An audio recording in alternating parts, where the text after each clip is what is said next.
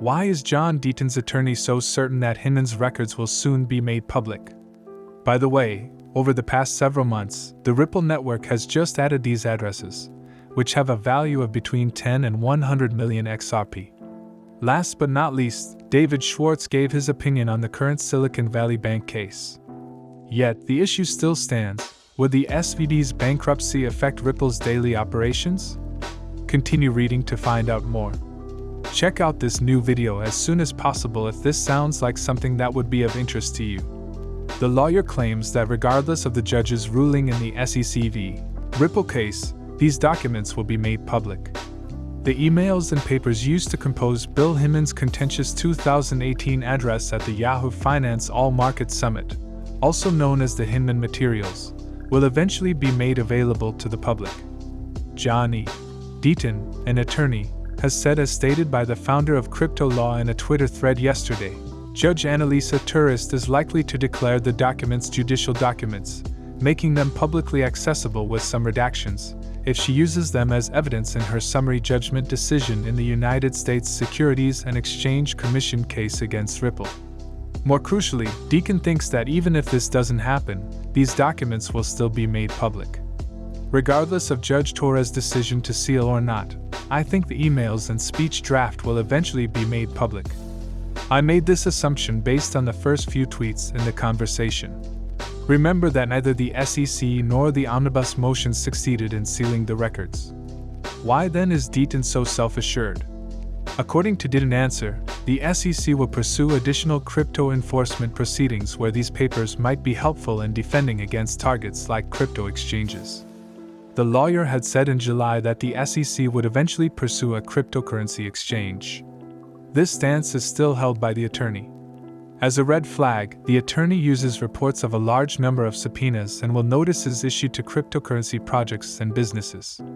Eleanor Todd of Fox Business noted that he also reiterated the agency's budget proposal and priority on crypto enforcement. A case against Dragon Chain over the DRGNA token on the Ethereum blockchain, which the SEC also claims to be an unregistered security, is used by the author to illustrate how important the author and his materials are to continuing litigation. The attorney reminds the public that judges have already rejected attorney-client privilege claims from the SEC and emphasizes that in this case, access to him and the papers is more crucial to the defense than the fair notice argument.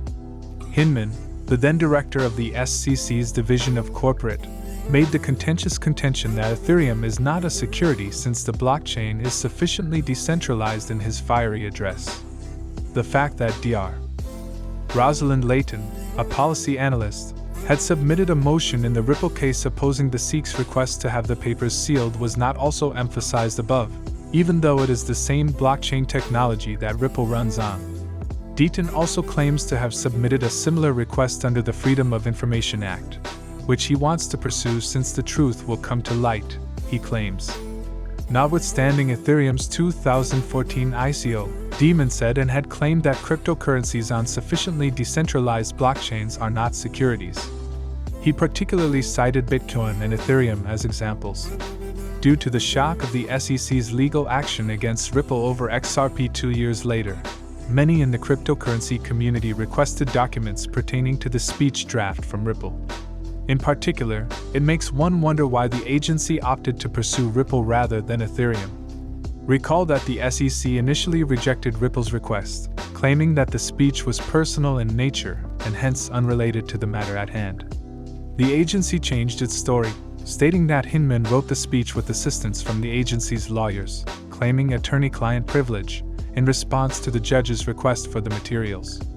But the SEC ultimately gave the records to Ripple in October, after 18 months and 6 court orders from 2 courts. The documents would reveal if there were evil intentions behind the Ethereum free pass or if there is uncertainty among regulators, which would justify perplexity among market players, as Dr. Layton noted after submitting a motion to obtain access to the materials. The SEC wants you to believe that it is concerned with disclosure, clarity, and transparency. Do you not trust them? You will be shocked by how terrible their behavior here was when the truth eventually comes out. Once the blockchain payments business acknowledged receipt of the hotly debated documents, Ripple's CEO Brad Garlinghouse tweeted, I want to tell you something about Dexter before I proceed. A market maker is a self-contained liquidity provider. The decentralization of cryptocurrency trading is aided by someone donating their crypto assets to a platform. When you use the export, you can gain rewards with fees from transactions on that platform, which many people consider a type of passive income. A blockchain asset management protocol known as automatic compounding combines data analytics and optimization approaches to automatically combine rewards and produce the maximum potential compound interest rate. These protocols often invest one or more times per day in the returns or involvement of LP users to increase the price.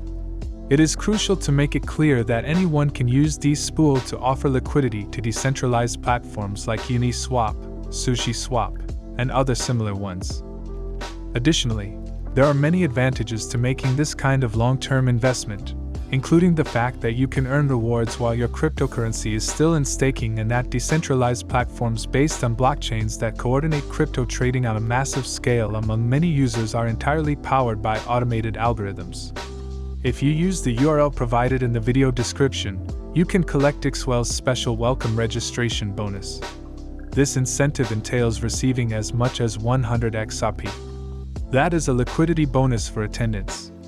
The incentive is only available when you make a deposit. Since up to 50 whale addresses containing between 10 million and 100 million XRP have been introduced to the Ripple network in the last month, investors are flocking to XRP, the native token of the company. Recent public awareness of the bullish pattern was brought about by prominent cryptocurrency analyst Ali, who used data from Sentiment, a source of market intelligence.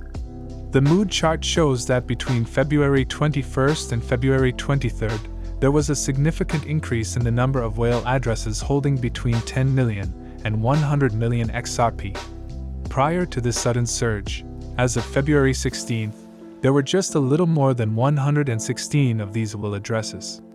Yet, after the quick increase, they increased to a peak of 176 before seeing a minor decline.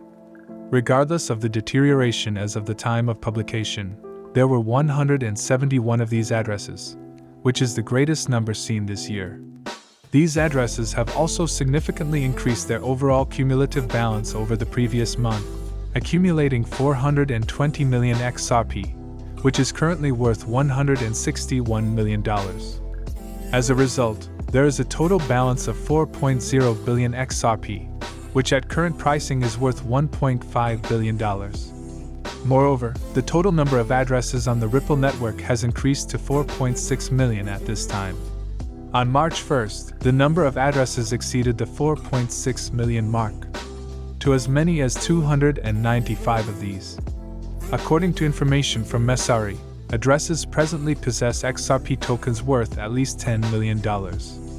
Moreover, there are now 955 addresses that hold XRP valued at least $1 million. XRP has managed to post gains over the previous week, increasing by 4%, while trailing other assets in the most recent market-wide surge. Over the weekend, the asset used the upswing to retake the 39-cent mark, but it took a hard beating below that level. XRP is currently trading at 39 cents, showing a negligible rise of 1.15% over the last day. Its market capitalization exceeded $20 billion. Our primary concern for the day is whether the SVB's bankruptcy would interfere with Ripple's regular operations. L. David Schwartz, the Chief Technical Officer of Ripple Labs and one of the co-founders of XRP, recently commented on various elements of the recent SVB lawsuit on Twitter. He also gave advice on how to keep money in it. Garland House, the company's CEO, had earlier acknowledged in writing that Ripple had exposure to Silicon Valley Bank. The reasons for the bank's bankruptcy are not known, and they don't appear to have anything to do with the SVB going bankrupt, according to a tweet by Schwartz concerning KYC policies and information about the people to whom the crypto-friendly bank provided loans. In essence, he advised customers to withdraw their money from the insolvent bank, saying that anyone who maintains uninsured monies on deposit at an insolvent bank is not a clever person. As you may have read earlier today, the CEO of the fintech business Ripple, Brad Garland House, issued an official statement on Twitter confirming that Ripple did have a minor banking partnership with the aforementioned bank. They still had a modest amount of cash in there. The CEO claims that SVB's bankruptcy will have no effect on Ripple's regular business operations, and that no harm has been done. We are now at the conclusion of this video. Folks, please make sure to like the video if you appreciated it. You pay the notification bill, and don't forget to subscribe. I find that the YouTube algorithm is greatly aided by this. Sharing this video with as many people as you can will also help enlighten others in the same way that you have been enlightened. Let's spread the word about this, guys. Don't miss any of our stuff if you are a serious Bitcoin enthusiast. I'll see you tomorrow to discuss the most recent news that affects our entire community.